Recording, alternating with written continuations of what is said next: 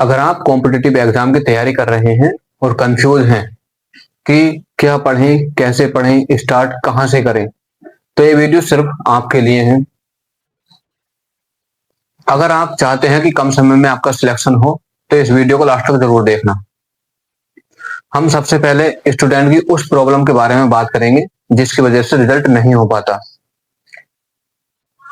कुछ स्टूडेंट ऐसे होते हैं जो दिन भर पढ़ाई करते हैं, पूरा दिन लगभग 15-20 घंटे 16 घंटे पढ़ाई करते हैं, लेकिन उनका रिजल्ट नहीं हो पाता।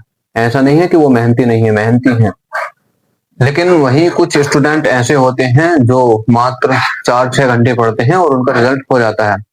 तब इन दोनों में फर्क क्या है? इन दोनों में कुछ कॉमन चीजें हैं जो इन दोनों को अलग बनाती हैं। सबसे पहले है, हम बात करेंगे, सबसे पहले जो है इनके बीच वो है पाठ्यक्रम की। पाठ्यक्रम, अभी पाठ्यक्रम एक ऐसी चीज है जो आपको बताती है कि क्या पढ़ना है, यानी क्या नहीं पढ़ना है। अगर आप किसी भी फील्ड में जाएंगे, किसी भी एग्जाम की तैयारी करेंगे, तो सबसे पहले आपको पाठ्यक्रम पर जोर देना होगा। पाठ्यक्रम को या तो अपने पास खुद से लिखें या प्रिंट करवाकर उसे अपने स्टडी टेबल के सामने लगा दें, ताकि वो आपकी नजर पड़ती रहे और याद होता रहे। तो पाठ्यक्रम। दूसरा है पीवाईक्यू। पीवाईक्यू बताता है कि पेपर में आने वाला क्या क्वेश्चन आने वाला है और किस टाइप का आने वाला है। पीवाईक्यू कहा जाता है कि पीवाईक्यू यदि आपने नहीं लगाए हैं या सॉल्व नहीं करते हैं तो आपकी प्रिपरेशन जो है वो अधूरी है। पीवाईक्यू पर जोर देना चाहिए, और सिर्फ जोर नहीं बल्कि ठीक ठाक जोर देना चाहिए। तीसरा है मॉक टेस्ट।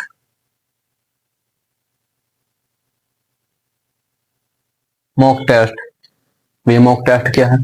मॉक टेस्ट चाहे तो आप वीकली लगा सकते हैं या मंथली।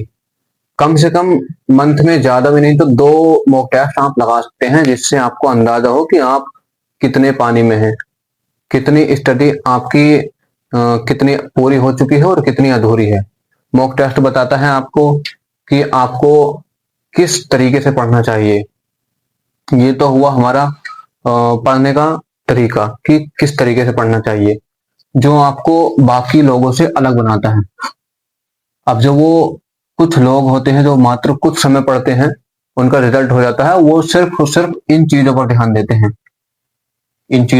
देते हैं, जिनका रिजल्ट नहीं होता वो इन चीजों से बहुत दूर रहते हैं। अब बात आती है कि किस तरीके से पढ़ना चाहिए।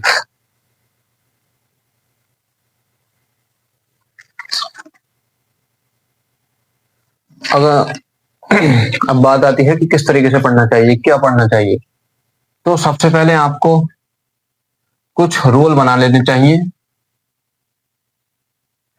रूल नंबर 1, लगभग आपको 3 घंटे 3 आवर्स आपको मतलब आपको पढ़ना है,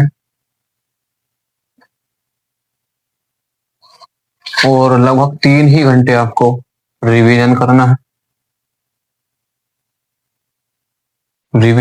है, और लगभग 1 से 2 या 2 लगभग 2 घंटे 2 आवर्स आपको उसकी प्रैक्टिस करनी है।